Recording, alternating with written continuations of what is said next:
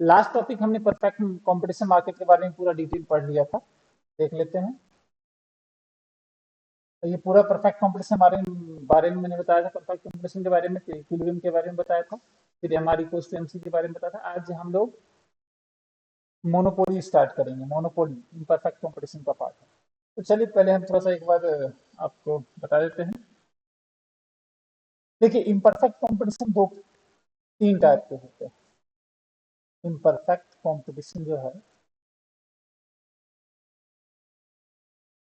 Competition, और imperfect competition को जो दिया हुआ है ये तो बोलते हैं अपूर्ण प्रतियोगिता। पूर्ण प्रतियोगिता, पूर्ण प्रतियोगिता। इम्परफेक्ट कंपटीशन जो है आपका श्रीमती जॉन रॉबिन्सन का दिया हुआ है, जॉन रॉबिन्सन, ठीक है ना। ध्यान रखिए तीन प्रकार के होते हैं। इसमें आपको तीन चीजें पढ़नी है। आपको पढ़ना है मोनोपोली, जिसे हम बोलते हैं एकाधिकार।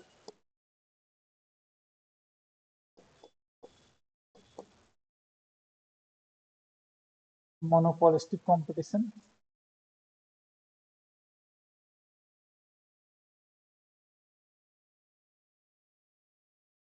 कंपटीशन से हम बोलेंगे एकाधिकारी या एकाधिकारात्मक। एकाधिकारी या एकाधिकारात्मक।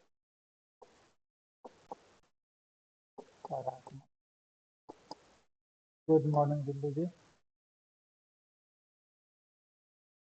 और नेक्स्ट है ओलिगोपोली। ओलिगोपोली से बोलेंगे अल्पाधिकार। ध्यान रखिएगा, एकाधिकारात्मक जो है चैम्बरलिन ज्यादा संबंध रखते हैं, चैम्बरलिन। ध्यान दीजिएगा थोड़ा सा, बस इसको ध्यान रखना। जो भी हमारे साथ यूट्यूब पे पहली बार जुड़ रहे हैं वो चैनल को जरूर सब्सक्राइब कर दीजिएगा और वीडियो को लाइक कर दीजिएगा। और जो हमारे साथ कोर्स में जुड़ना चाहते हैं वो IOC सुपर 50 ऐप को डाउनलोड कर लेंगे। सुपर 50 ऐप डाउनलोड कर लेंगे और कोई समस्या होगी तो मैसेज कर देंगे। कोर्स से रिलेटेड कोई भी इशू क्वारी होगी आप यहाँ से संपर्क कर सकते हैं। चलिए हम लोग इम्परफेक्ट कंपटीशन का सबसे पहला स्टार्ट करते हैं, मोनोपोली की बात। तो ध्यान दीजिएगा, मोनोपोली की जब भी हम बात करेंगे तो मोनोपोली में थोड़ा सा इसको बड़ा कर देते हैं। ये देखिए,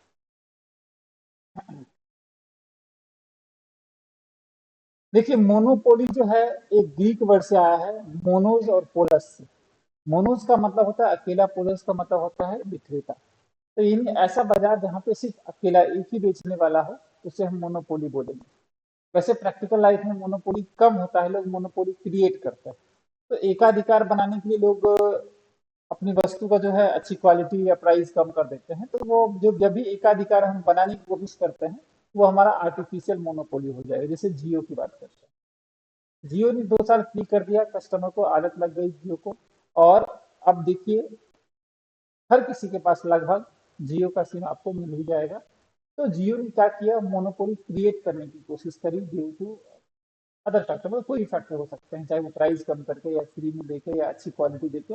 तो मोनोपोली लोग क्रिएट करते हैं। प्रैक्टिकल लाइफ में मोनोपोली जैसे होता कम है, लेकिन जैसे आरबीआई है, आरबीआई अकेला पैसा छापता है तो वो मोनोपोली है। तो वो नेचुरल आर्टिफिशियल मोनोपोली नहीं है, वो नेचुरल मोनोपोली है। कुछ मोनोपोली ऐसे होते हैं जो क्रिएट किए जाते हैं, कुछ मोनोपोली ऐसे होते हैं जो नेचुरल होते हैं, ठीक है ना। तो हम उसकी बात करेंगे।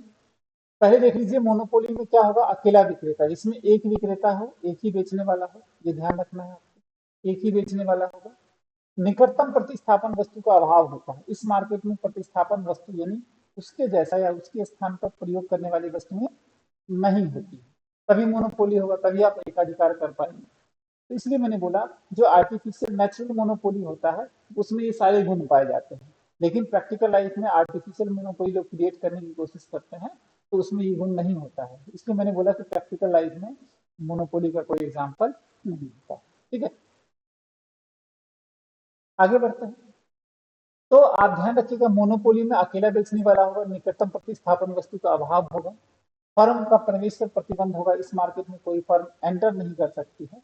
ऑब्वियसली बात है, अगर एंटर करेगी तो मोनोपोली क्या हो जाएगा, खत्म हो जाएगा। ठीक है, मोनोपोली खत्म हो जाएगा।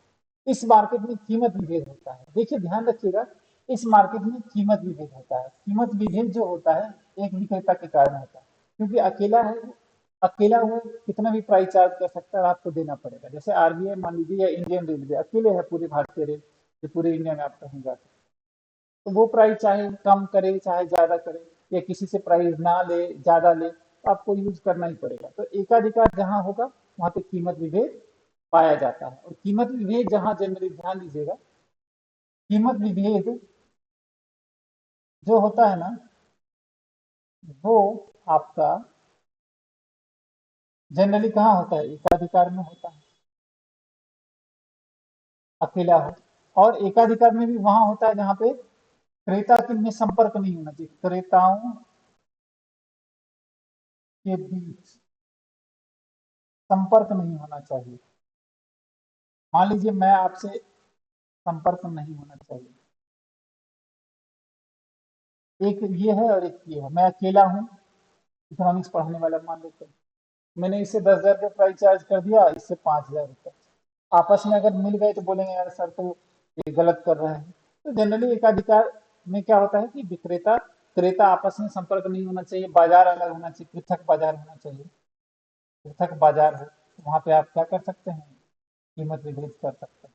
कीमत विभेद करने के लिए एकाधिकार का होना तो बहुत जरूरी है, तभी कीमत विभेद हो पाएगा। क्रेताओं के बीच में संपर्क ना हो तो और बढ़िया है, कीमत विभेद आप कर सकते हैं। ठीक है ना, या आप ऐसा बोलिए कि मान लीजिए किसी से मान लीजिए 500 रुपये ले रहे हैं, किसी से 1,000 ले रहे हैं, तो आप ऐसा बोल दीजिए फीस के बारे में आपस में डिस्कस मत, है ना, ऐसा भी होता है। यानी क्रेताओं के बीच में संपर्क नहीं होना चाहिए रिलेटेड टू प्राइस। और मार्केट अलग हो तो फिर तो हो ही सकता है कि बिहार में अलग प्राइस भी बेच रहे हैं, यूपी में अलग, इस तरह से। तो कीमत विभेद पे ये कंडीशन होती है। तो कीमत विभेद तभी होगा जब एकाधिकार होगा। तो एकाधिकार की बहुत इंपॉर्टेंट या बहुत महत्वपूर्ण विशेषताएं हैं कीमत विभेद। नेक्स्ट है कीमत निर्धारण। देखिए ध्यान रखिएगा, क्योंकि एकाधिकार में एक ही बेचने वाला होता है, एकाधिकार में एक ही बेचने वाला होता है, इसलिए इस मार्केट में क्या होता है, इस मार्केट में क्या होगा, फर्म कीमत निर्धारक होता है। ठीक है ना, इसमें ए आर ज्यादा होता है एम आर से, इस पॉइंट को मैं भी एक्सप्लेन करूंगा। और मांग वक्र का ढलान ऋणात्मक होता है। तो देखिए आगे बढ़ते हैं, एक मिनट रुक जाइए।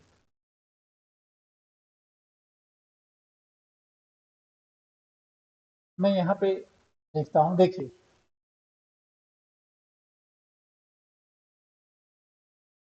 क्या होता है ना कि एकाधिकार में ए आर ज्यादा होता है एम आर, एकाधिकार में ए आर ज्यादा होता है एम आर से। ऐसा क्यों होता है तो हम आपको बता देते हैं।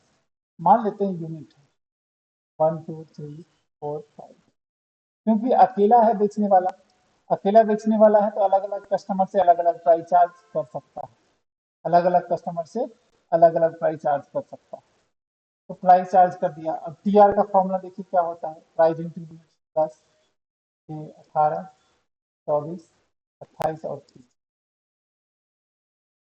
ठीक है, फिर अगर आप एम आर निकालिएगा तो एम आर का फॉर्मूला होगा टी आर का चेंज, 10 8 6 4 और 2। फिर अगर आप ए आर निकालिएगा, ए आर निकल जाएगा, ए आर हमेशा प्राइस के बराबर होता है या टी आर अपॉन यूनिट हो जाएगा, वो भी इतना ही आएगा। और जब आप इसका डायग्राम बनाएंगे, जब आप डायग्राम बनाएंगे तो आप देखेंगे कि ए आर ऐसे बन रहा है और एम आर ऐसे बन रहा है। तो इस मार्केट में कीमत विभेद होने के कारण ए आर एम आर से ज्यादा होता है। ए आर ज्यादा होता है एम आर होने से कारण क्या है, कीमत विभेद के कारण, कीमत अलग अलग होता है, कीमत विभेद, प्राइस डिफरेंशिएट होने के कारण, डिस्क्रिमिनेशन के कारण, कीमत विभेद के कारण ए आर ज्यादा होता है। और मैंने आपको बताया था कि ए आर ही होता है मांग वक्र। तो बताइए मुझे विभेद कि मांग वक्र कैसा बनेगा इस बाजार में, एकाधिकार बाजार की स्थिति में मांग वक्र कैसा बनेगा, बताइए मुझे, फटाफट बताइए तो राजकुमार जी। एकाधिकार बाजार की स्थिति में मांग वक्र कैसे बनेगा, बताइए, एकाधिकार बाजार की स्थिति में मांग वक्र कैसे बनेगा। जो हमें यूट्यूब पे देखते हैं प्लीज चैनल को जरूर सब्सक्राइब कर दीजिएगा, लाइक कर दीजिएगा, और जो भी हमारे साथ कोर्स में जुड़ना चाहते हैं, मैंने वीडियो के स्टार्टिंग में नंबर बताया है, वहाँ पे आप संपर्क कर सकते हैं। बताइए, एकाधिकार बाजार की स्थिति में मांग वक्र का ढलान कैसे होता है?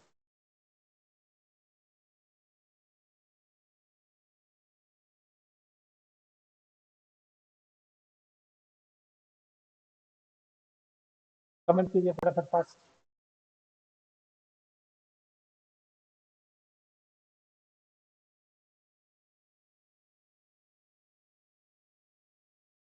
बिंदु कुमारी जी बताइए, एकाधिकार बाजार की स्थिति में मांग वक्र का ढलान कैसे होता है?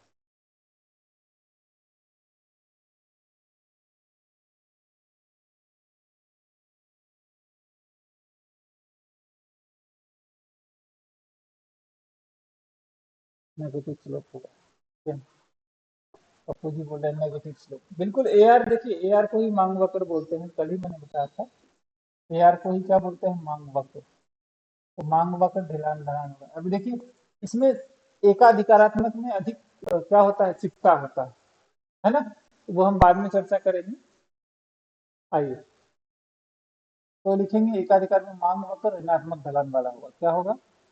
मांग वक्र ऋणात्मक ढलान होगा, ऋणात्मक ढलान होगा इसमें। कोई दिक्कत? ये चीज आपको ध्यान रखना है। नीचे की तरफ अब आगे बढ़ते हैं। देखिए, इस मार्केट में प्राइस डिस्क्रिमिनेशन होता है, कीमत विभेद होता है। और कीमत विभेद कैसे होता है वो देख लेते हैं। कीमत विभेद जो होता है, उपभोक्ता बचत शून्य होती है जब तीन स्टेज होते हैं कीमत विभेद। पहला होता है फर्स्ट स्टेज में क्या होगा? इसमें उपभोक्ता बचत नहीं होगी, इसमें ये उच्चतम कीमत देता है उपभोक्ता को। फर्स्ट कीमत विभेद ये हो सकता है कि एकाधिकार किसी उपभोक्ता से अधिकतम कीमत देता है। दूसरा है सेकंड स्टेज में न्यूनतम, किसी उपभोक्ता से न्यूनतम कीमत लेता है, जिसमें उपभोक्ता बचत कुछ होता है। यानी मेरी मर्जी है एक कस्टमर से ज्यादा प्राइस चार्ज करूं, वो फर्स्ट स्टेज हो सकता है। दूसरे स्टेज में एक कस्टमर से कम प्राइस करूं, और तीसरे स्टेज में ये हो सकता है कि मैं अलग अलग कस्टमर से अलग अलग प्राइस चार्ज करूं। तो तीन कीमत विभेद हो सकते हैं। वैसे कीमत विभेद हम कैसे करते हैं? इस तरह से कर सकते हैं। व्यक्ति कीमत विभेद कर सकते हैं, स्थान में कीमत विभेद कर सकते हैं, और प्रयोग के आधार पर कीमत विभेद कर सकते हैं। ठीक है ना? कीमत विभेद ऐसे होता है, लेकिन कीमत विभेद की कंडीशन हम ऐसे कर सकते हैं। अलग अलग व्यक्ति से अलग अलग कीमत लिया, अलग अलग स्थान पे अलग अलग कीमत लिया, और प्रयोग के आधार पर। जैसे घर का जो बिजली बिल होता है वो और कमर्शियल बिजली बिल में अंतर होता है। तो ये कीमत विभेद इस तीन प्रकार से कर सकते हैं। लेकिन कीमत विभेद के स्टेजेस की बात करेंगे तो स्टेज हमारे ये तीन होते हैं, जो आपको विशेष ध्यान। ठीक है, समझ में आया? यहाँ तक समझ में आया आप लोगों को?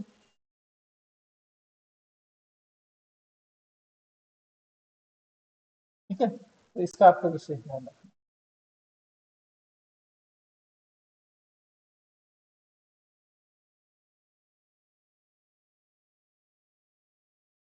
ठीक है, अब इसके संतुलन की बात करेंगे। ध्यान दीजिएगा, इसका संतुलन बहुत इंपॉर्टेंट है, और संतुलन पे बिल्कुल ध्यान देना है।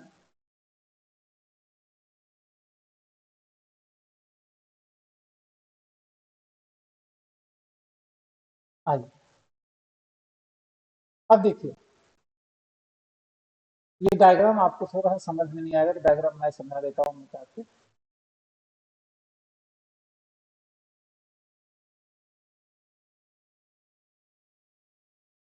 आइए, ध्यान दीजिए, एकाधिकार संतुलन दो होंगे, अल्पकाल और दीर्घकाल। अल्पकाल और दीर्घकाल। क्योंकि इस मार्केट में कोई फर्म आ जा नहीं सकता है। सोचिए, इस मार्केट में क्या होता है? फर्म के प्रवेश और निषेध पर प्रतिबंध होता है। यानी आप अकेले हैं और कोई मार्केट में आ नहीं सकता है। सोचिए, तो क्या करिएगा? कीमत विभेद करके अधिकतम लाभ अर्जित कीजिएगा। तो अगर आप लंबे समय तक एकाधिकार रह गया आपका, तो आप असामान्य लाभ अर्जित करेंगे। याद कीजिए, पूर्ण प्रतियोगिता में फर्म का प्रवेश और निषेध पर पूर्ण स्वतंत्रता होती है। एकाधिकारात्मक में आगे पढ़िए, उसमें भी फर्म की प्रवेश निषेध पर पूर्ण स्वतंत्रता होगी। जहां भी फर्म के प्रवेश और निषेध की स्वतंत्रता होगी, वहां पे दीर्घकाल में केवल सामान्य लाभ होगा। ये क्वेश्चन PI3 में पूछा गया।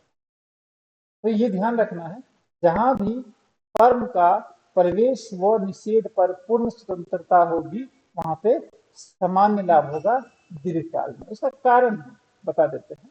मान लीजिए मैं खूब कमा रहा हूँ, ठीक है ना, तो फर्म की प्रवेश निषेध भी पूर्ण स्वतंत्रता है, तो दूसरा देख के आ जाएगा, मुझे देख के कि भाई खूब कमा रहे हैं सर, हम भी चलते हैं। तो जहां भी फर्म की प्रवेश निषेध की पूर्ण स्वतंत्रता होगी वहां पे लंबे समय के लिए आप सामान्य लाभ पे आ जाइए, क्योंकि आपको देख के और भी फर्म आ जाती है। लेकिन एकाधिकारात्मक में ऐसा नहीं होता है। एकाधिकारात्मक में फर्म के प्रवेश और निषेध पर क्या होती है, प्रतिबंध होता है। इसलिए कोई फर्म अगर असामान्य लंबे समय तक रह गई, दीर्घकाल में असामान्य लाभ प्राप्त होगा।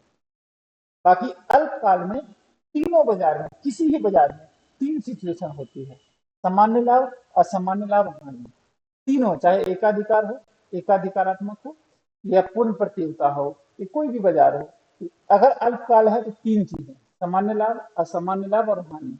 दीर्घकाल है, आपको विशेष ध्यान रखना है कि जहां जिस फर्म में या जिस बाजार में प्रवेश और निषेध की पूर्ण स्वतंत्रता होगी वहां पे दीर्घकाल में केवल सामान्य लाभ होगा, और वो होता है पूर्ण प्रतियोगिता और एकाधिकारात्मक में। जो क्वेश्चन पूछा हुआ था टीआई, उसमें एकाधिकार भी दिया हुआ था।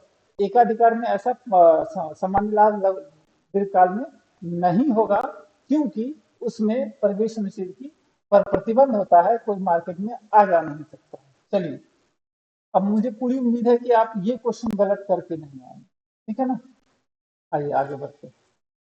तो अल्पकाल की जब हम बात करेंगे, समझ में आया बिंदु जी, राजकुमार जी? ठीक है, ये क्वेश्चन था टीआई में, जो बाद में आंसर की में सही किया उसको। देखिए, अल्पकाल में तीन चीजें, सामान्य लाभ, असामान्य लाभ और हानि। सामान्य लाभ और असामान्य लाभ और हानि, ठीक है ना। अल्पकाल हो, किसी भी बाजार में हो, ये तीन सिचुएशन तो होगी।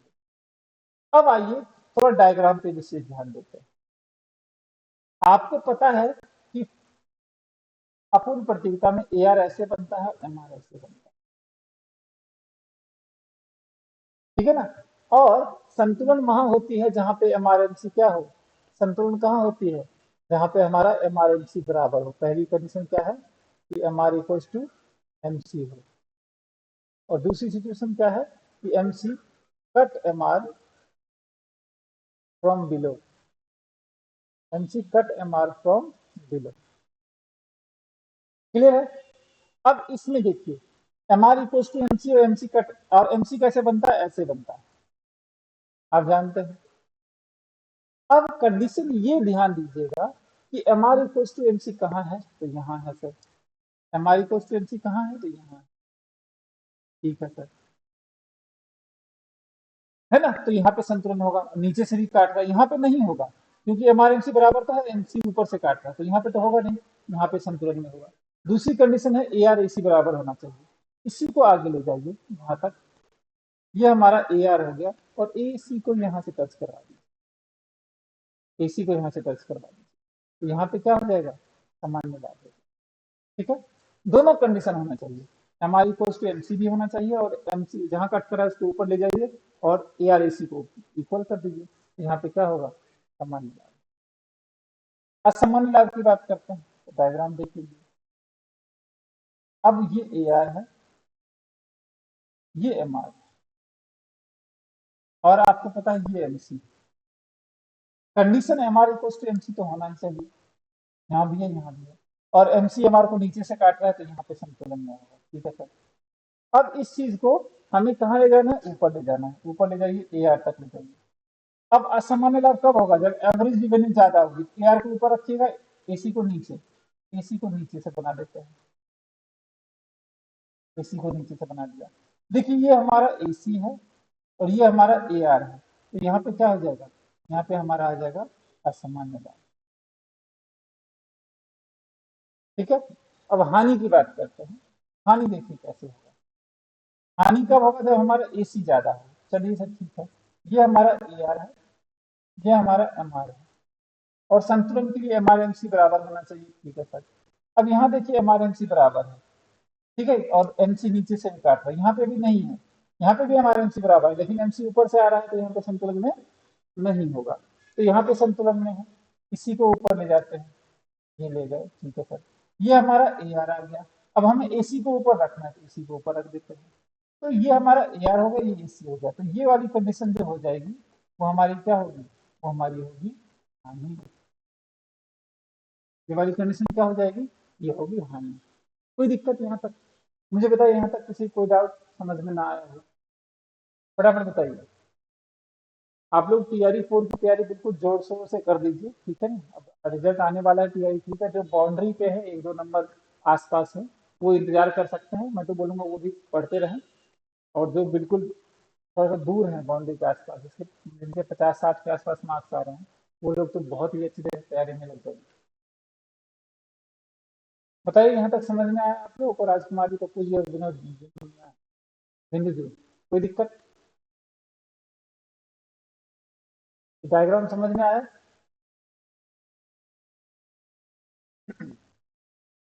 पता है?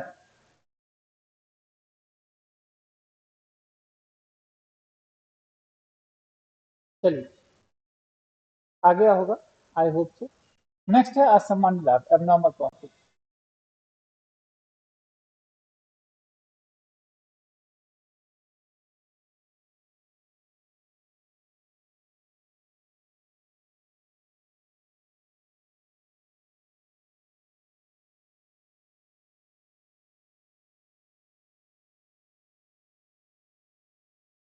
अब देखिए असामान्य लाभ कब होगा, असामान्य लाभ देख लेते हैं। असामान्य लाभ डायग्राम तो वही बनेगा, ये ए आर है, ये एम आर है, ये एम सी है। अब यहाँ पे सामान्य लाभ होते, संतुलन की कंडीशन है, इसको ऊपर ले जाइए ए आर की तरफ, ठीक है सर। ये हमारा ए आर है। अब सामान्य लाभ में, असामान्य लाभ में क्या करना पड़ेगा, ए आर को ऊपर रखना पड़ेगा, एसी को नीचे रखना पड़ेगा, तो एसी को नीचे कर देते हैं। अब ये वाली जो कंडीशन है वो हमारी क्या होगी, असामान्य लाभ। असामान्य लाभ, ये सेम कंडीशन, ये वाला सेम डायग्राम बन जाएगा यहाँ पे। लेकिन जब अगर आप यहाँ पे एसी लिखेंगे तो यहाँ पे एसी की जगह क्या हो जाएगा, एल ए सी हो जाएगा, long run average, long run average cost. कोई दिक्कत नहीं आता, ठीक है। तो ये चीजें आपको ध्यान रखना पड़ेगा, ये सारी चीजें जो है आपको विशेष ध्यान रखना पड़ेगा क्वेश्चन करते टाइम, ठीक है ना।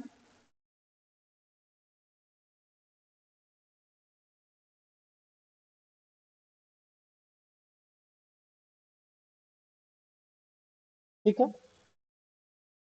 वीडियो दोबारा देखकर अच्छे से समझ जाएंगे।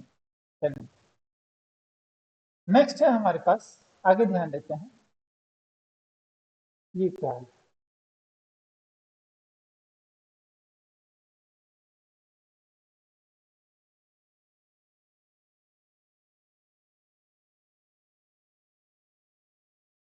एक मिनट चाहिए,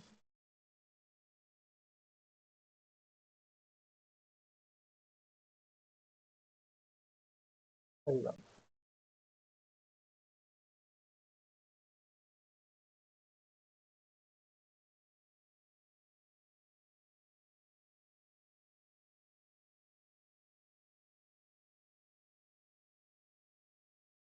एक मिनट रुकिए,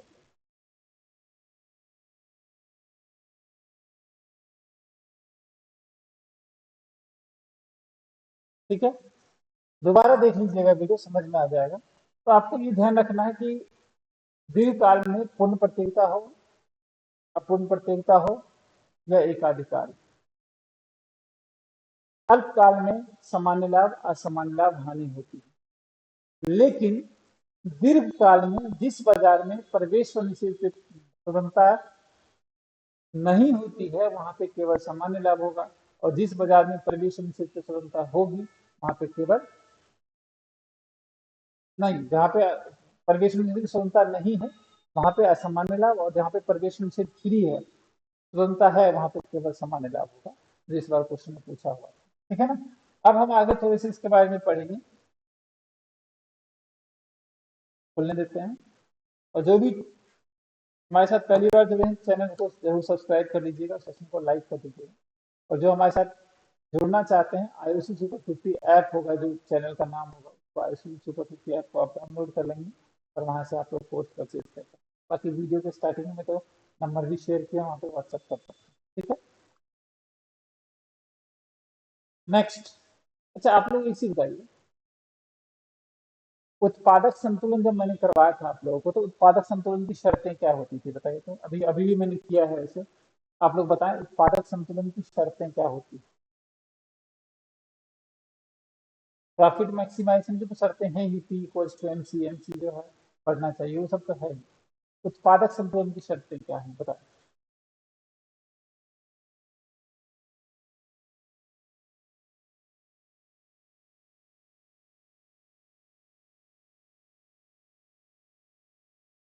उसकी शर्तें हैं कि M R equals to M C होना चाहिए और एम सी एम आर को नीचे से, ठीक है ना, ये ध्यान रखना। चलिए आगे बढ़ते हैं। हम्म, आगे बढ़ते हैं दीर्घकालीन।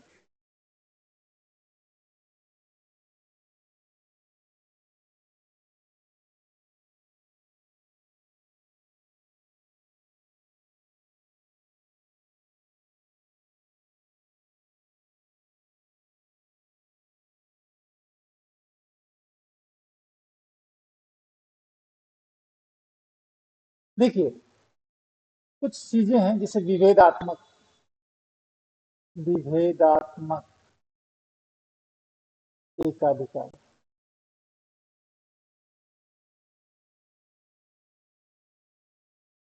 जहाँ पे अलग अलग कस्टमर से अलग अलग कीमत चार्ज करते हैं। इन विभेदात्मक एकाधिकार में कीमत विभेद, विभेद जो होता है वो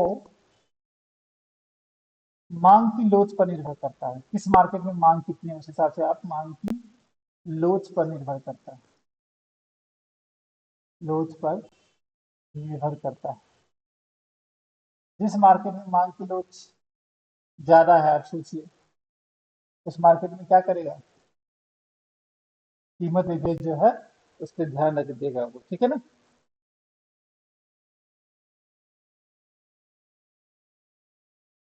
नेक्स्ट है, अच्छा लर्नर, इसमें जो है एकाधिकारी शक्ति की भी बात करी है। लर्नर ने, लर्नर जो थे का एक फॉर्मूला है एकाधिकारी शक्ति की, एकाधिकार शक्ति का, यानी एकाधिकार शक्ति किसके द्वारा है, लर्नर द्वारा है। लर्नर इकोनॉमिस्ट थे, ध्यान रखिए, ठीक है ना। लर्नर ने दिया है, उसका फॉर्मूला होता है, उसका फॉर्मूला है पी माइनस एम सी, याद है किसी को, P minus M C upon P. अब आपको मैंने बताया था कि मार्केट में कीमत जो होता है, कीमत किसके बराबर होता है, पी आर के बराबर। अगर एकाधिकारी जो है शक्ति की बात करें तो P minus M C upon P, तो पी की जगह हम क्या लिख सकते हैं, ए आर भी लिख सकते हैं, A R minus M C upon A R, ठीक है ना। तो यह हो जाएगा हमारा क्या, एकाधिकार शक्ति, ये ध्यान दीजिएगा, एकाधिकार शक्ति,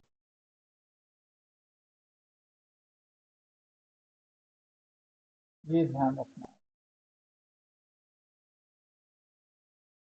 कोई दिक्कत यहाँ तक, एकाधिकार शक्ति का फॉर्मूला हो जाएगा, ठीक है ना। आगे बढ़ते हैं, कुछ चीजें और मैं बता देता हूँ आप लोगों को। सर पढ़ाते समय याद रहता है, पढ़ते समय याद रहता है, उसके बाद भूल जाते हैं सर, ऐसा क्यों है? सर कुछ उपाय बताए। बस प्रैक्टिस करते रहिए बिंदु जी, पढ़ते समय भूल जाते हैं, बाद में है ना याद नहीं रहता, पढ़ते समय याद रहता है, बाद में भूल जाते हैं, इसका कोई इलाज नहीं है, सिर्फ प्रैक्टिस, ठीक है ना।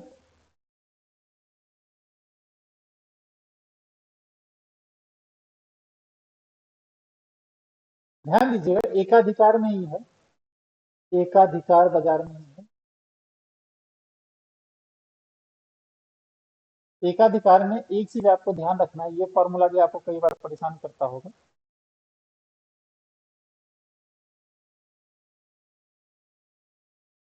ये फॉर्मूला भी आपको कई बार परेशान करता होगा, ठीक है ना। तो ध्यान रखिएगा, एकाधिकार बाजार की स्थिति में AR/MR में जब संबंध बताया गया मांग की लोच, इस तरह से हम कर सकते हैं। इस फॉर्मूला को बहुत तरीके से बोल सकता है, इसको ऐसे भी बोल सकता है, MR इक्वल्स टू AR की जगह प्राइस 1 - 1 अपॉन E, ये भी बोल सकता है। MR इक्वल्स टू ऐसे भी बोल सकता है, AR एलसीएम ले लिया E - 1 अपॉन E, ये भी बोल सकता है ना। ये भी ध्यान रखना है, ठीक है। और इसी को थोड़ा सा अगर हम क्रॉस मल्टीप्लिकेशन कर दें तो ऐसे भी हो सकता है, AR equals to MR E on E - 1, ये भी बोल सकता है, ठीक है ना। तो आप लोगों को कंफ्यूज नहीं होना है, सारा फॉर्मूला एक ही है, ये सब आपको विशेष ध्यान रखना है, ठीक है ना। ये सब आपको विशेष ध्यान रखना है कि इन सब चीज़ों को गलतियां नहीं करनी है, ठीक है। इन सब चीज़ों में गलतियां आपको नहीं करनी है।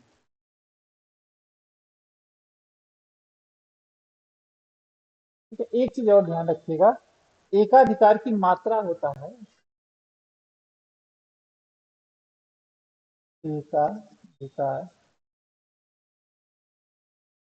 की मात्रा,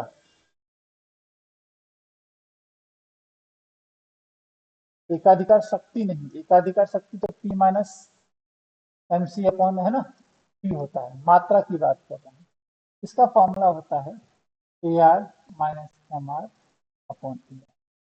ये भी फॉर्मूला आप कई बार देख चुके हैं, ठीक है ना। ये भी फॉर्मूला आप कई बार देख चुके हैं। और ये देखिए, इसको हम ऐसे भी लिख सकते हैं P minus MR upon P। ये जो फॉर्मूला है वो है एकाधिकार मात्रा।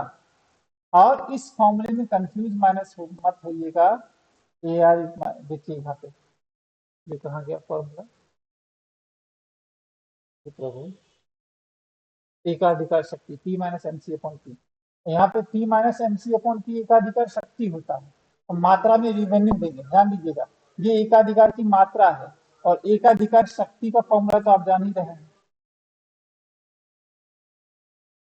शक्ति। इस फॉर्मूले में उस फॉर्मूले में ज्यादा डिफरेंस नहीं है, P minus MC upon P है। आप ध्यान दीजिएगा, चेंज हो गया फॉर्मूला, यहाँ पे P minus MR upon P एकाधिकार की मात्रा हो जाएगी, और एकाधिकार शक्ति का फॉर्मूला होगा P minus MC upon P। यहाँ तक किसी को कोई डाउट बताइए, यहाँ तक किसी को कोई समस्या है? पप्पू जी, राजकुमार जी, बताइए, यहाँ तक कोई दिक्कत, यहाँ तक कोई समस्या है?